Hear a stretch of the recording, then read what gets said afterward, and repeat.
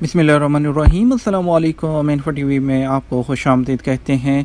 आज 14 जून 2021 रोज़ सोमवार सऊदी अरब की शाम की अहम तरीन खबरों के साथ मैं हूँ वसीम।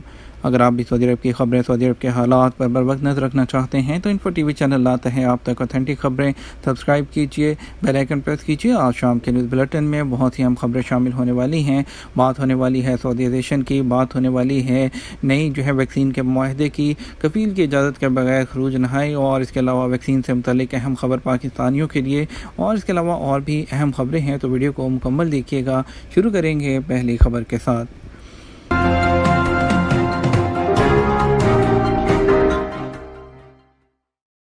सऊदीज़ेशन के 11 मुआहदे, 4 लाख सऊदी शहरियों के लिए मुलाजमतें।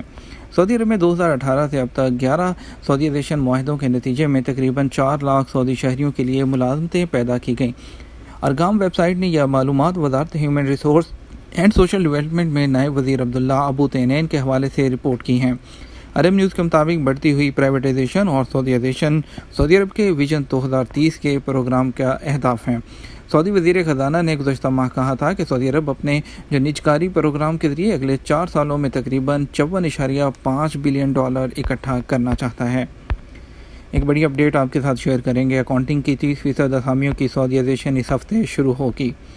सऊदी अरब में अकाउंटिंग की 30% असामियों की सऊदीज़ेशन इस हफ्ते से शुरू होगी।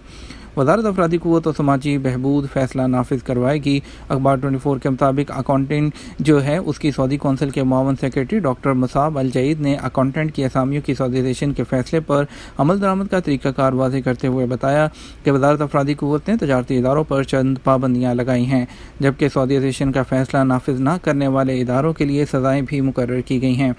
उन्होंने फैसले पर अमल दरामद से पहले अकाउंटिंग के शोबे में काम करने वालों की तादाद 1,65,000 रिकॉर्ड की गई। उनमें से सिर्फ 23% सऊदी अकाउंटेंट हैं। उन्होंने बताया कि वज़ारत अफरादी क़ुव्वत सऊदी अकाउंटेंट का तनासब 30% तक पहुँचाने का टारगेट रखी है, जिससे 9,000 सऊदी अकाउंटेंट को तैनात किया जाएगा। डॉक्टर मसाब अल जईद ने बताया कि अकाउंटेंट के तौर पर वही सऊदी तैनात किए जाएंगे जो इस हवाले से मुकर्रर शराइत पर पूरे उतरते होंगे।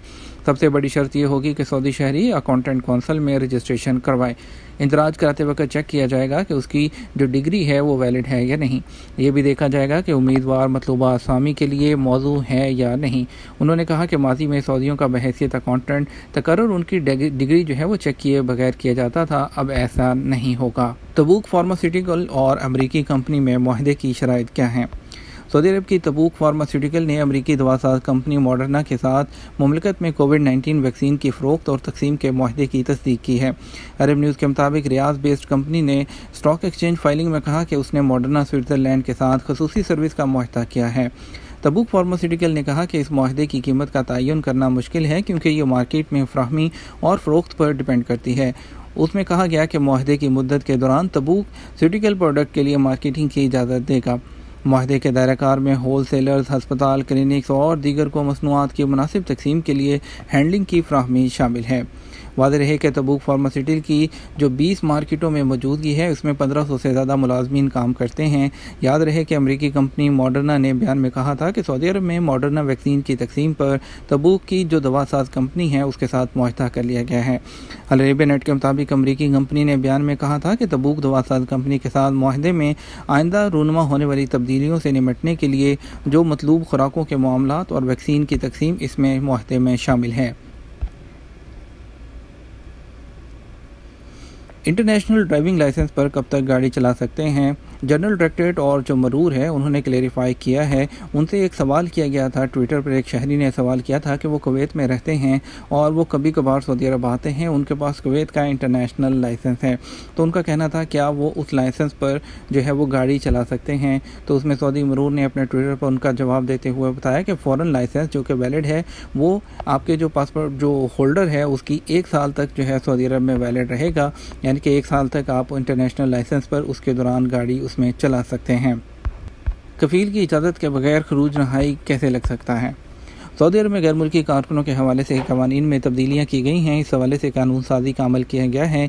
नया कानून 15 मार्च 2021 से नाफिज हो चुका है। नए कानून के नुकात के हवाले से जो इब्तदाई तौर पर नुकात हैं उसमें सबसे अहम तरीन आपका जो नुक्ता है वो एग्रीमेंट है, यानी आपकी जॉब का एग्रीमेंट। इस हवाले से की जाने वाली तब्दीली के बारे में कहा गया है कि कारकुन वर्क मार्केट की तलब के मुताबिक किसी भी जगह काम करने के अहल होंगे। हमें सवाल मौसूल हुए हैं। नवीद खान पूछते हैं, जिनका इकामा एक्सपायर हो और हरूब भी ना लगा हो, क्या वो खरूज नहाई कफ़ील के बगैर लगवा सकते हैं? कोई मसला तो नहीं होगा। सऊदी अरब में गैर मुल्कियों के इकामा कवानीन के तहत आजिर यानी स्पॉन्सर इस बात का पाबंद है कि वो अपने कारकुनों की जिम्मेदारी पूरी करे, जिसमें कारकुनों को बरवक्त तनख्वाह की अदायगी, रहाइश, मेडिकल सहूलत, जो चीज़ें भी आपके नए कानून के मुताबिक एग्रीमेंट में शामिल हैं वो देना आपके स्पॉन्सर की जिम्मेदारी है। और कफ़ील के ज़िम्मे आपके जो है तमाम कारकुनों की देखभाल है। और जहाँ तक आपके सवाल का ताल्लुक है कि इकामा एक्सपायर है और हरूब भी नहीं है, इस सूरत में खरूज नहाई कफ़ील की मर्ज़ी के बगैर उसके इल्म में लाए बगैर लगाना कैसा है?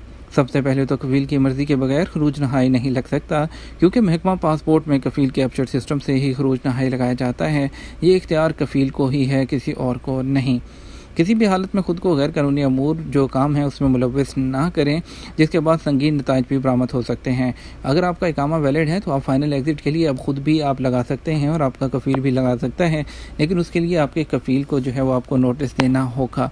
लेकिन आपका तो इकामा भी एक्सपायर है, तो इसी सूरत में बेटर यही है कि आप कानूनी रास्ता इख्तियार करें और अपना इकामा रिन्यू करवाने के बाद लीगल तरीके से आप फाइनल एग्ज़िट लेकर तो अपने मुल्क रवाना हों। एक साहब दरियाफ्त करते हैं, जिन लोगों को एक ही कफ़ील के पास काम करते हुए काफ़ी अरसा हो गया है, उनके हुकूक कैसे जो है वो मुतय्यन किए जाएंगे? मेहनत के कानून के मुताबिक कफ़ील की जिम्मेदारी है कि कारकुन को उसके हुकूक अदा करे। कारकुन के हुकूक का तयन वाज़ेह तौर पर किया गया है जो मुलाजमत के दौरानिए से मुतल्लिक होता है। अगर मुलाजमत करते हुए 5 साल से कम हो तो कारकुन को हर 1 साल पर माहाना तनख्वाह की आदी दी जाएगी। 5 या उससे ज़्यादा साल मुलाजमत होने की सूरत में हर 1 साल के मुकाबले में 1 माह की तनख्वाह के हिसाब से वाजबात का तयन किया जाता है। वाजबात की वसूली, जिसे मुकाफ़ा नहाया अलखिदमा कहा जाता है, उसके तयन के लिए मुआहदा मुलाजमत इंतहाई अहम है। ये भी याद रखें, कानून के मुताबिक गैर मुल्की कारकुनों का मुआहदा महदूद मुद्दत का होता है, यानी वर्क एग्रीमेंट हर साल तजदीद कराना होता है। मुलाजमत के इख्तिताम पर मुआहदे के मुताबिक फ़ैसला किया जाता है। मुआहदे में जितनी तनख्वाह लिखी होगी उसी हिसाब से आपके वाजबात का तयन किया जाएगा। मुआहदे की तजदीद ना होने की सूरत में इकामा की आखिरी मुद्दत को सामने रखा जाएगा और इसके अलावा वाजबात के तयन के लिए बैंक रिकॉर्ड को भी देखा जा सकता है। बैरून मुल्क सफ़र करने वाले अफराद को अब एस्ट्राज़ेनेका लगेगी। हुकूमत पाकिस्तान ने एक बार फिर वैक्सीनेशन के हवाले से अपनी पॉलिसी तब्दील करते हुए एस्ट्राज़ेनेका वैक्सीन 40 साल से कम उम्र अफराद को भी लगाने की इजाज़त दे दी है, जबकि फाइज़र वैक्सीन सिर्फ कमज़ोर क़ुव्वत मुदाफ़िज़ रखने वाले और मूसी बीमारी में मुब्तला अफराद को लगाने का फ़ैसला किया गया है। District health officer Islamabad Zaeem Zia ने जो है बताया कि फाइज़र वैक्सीन इंतहाई कम मिकदार में मौजूद है, जिसकी वजह से सिर्फ कमज़ोर क़ुव्वत मुदाफ़िज़ रखने वाले अफराद और जो पेचीदा बीमारियों में मुब्तला अफराद हैं उनको लगाई जाएगी। उन्होंने मज़ीद बताया, जहाँ तक ओवरसीज़ पाकिस्तानियों का मसला है तो इस हवाले से हुकूमत पाकिस्तान ने अपनी पॉलिसी तब्दील करते हुए एस्ट्राज़ेनेका वैक्सीन 40 साल से कम उम्र अफराद को भी लगाने की इजाज़त दे दी है। ताहम ख़वातीन के लिए अब भी 40 साल की उम्र की शर्त बरकरार है। उन्होंने कहा, अब 18 साल से ज़ायद उम्र का कोई भी शहरी एस्ट्राज़ेनेका वैक्सीन किसी भी वैक्सीन सेंटर से लगवा सकता है। सोमवार के रोज़ वफाकी दारुल इस्लामाबाद के F9 मास वैक्सीनेशन सेंटर के बाहर ओवरसीज़ पाकिस्तानियों ने एहतजाजी मुजाहरा भी किया। मुजाहिरीन ने मुतालबा किया कि बैरून मुल्क सफ़र करने वालों को फाइज़र वैक्सीन लगाई जाए। मस्जिदुल हराम में ज़ायरीन को आब ज़मज़म की फराहमी के लिए रोबोट। सऊदी अरब में मस्जिदुल हराम मक्का मुकर्रमा में ज़ायरीन को आब ज़मज़म की फराहमी के लिए रोबोट सर्विस मुतारफ़ कराई गई है। ये स्मार्ट रोबोट आलूदगी के इम्कान को कम करने के लिए डिज़ाइन किया गया है।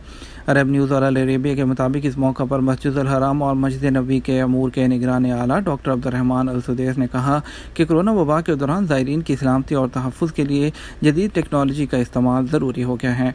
उन्होंने कहा, स्मार्ट रोबोट किसी को टच किए और ज़ायरीन की आमदोरफ्त में रुकावट डाले बगैर हिफ़्ज़ान सेहत के असूलों के तहत जमजम की बोतलें तकसीम करता है। रूह अल सऊदिया के तहत नए सऊदी सीज़न का आगाज़ जल्द किया जाएगा। सऊदी सीज़न साल रवां 2021 की चौथी छमाही के दौरान नए अंदाज और रंग के साथ बहाल किया जाएगा। सऊदी सीज़न का आगाज़ पहली बार 2019 में हुआ था, जिससे नई समाजी और इक़्तिसादी सरगर्मियाँ देखने में आई थीं। अल अरेबिया नेट के मुताबिक इस साल रूह अल सऊदिया प्लेटफॉर्म से नए सऊदी सीज़न की बहाली का ऐलान किया गया है। नए सीज़न का उन्वान अनसेंटेन दिया गया है। मतलब ये है कि 2020 और 2021 जो है वो 2 सालों के प्रोग्राम का संगम होगा। ये था हमारा अब तक का न्यूज़ बुलेटिन। आप मज़ीद ख़बरों के लिए हमारा जो है वो रात 12 बजे का न्यूज़ बुलेटिन देख सकते हैं। इसके साथ हम आपसे इजाज़त चाहेंगे। उम्मीद करते हैं वीडियो को ज़्यादा से ज़्यादा आप लाइक और शेयर करेंगे। आपके कीमती वक्त का शुक्रिया। अपना ख्याल रखिएगा। अस्सलामु अलैकुम।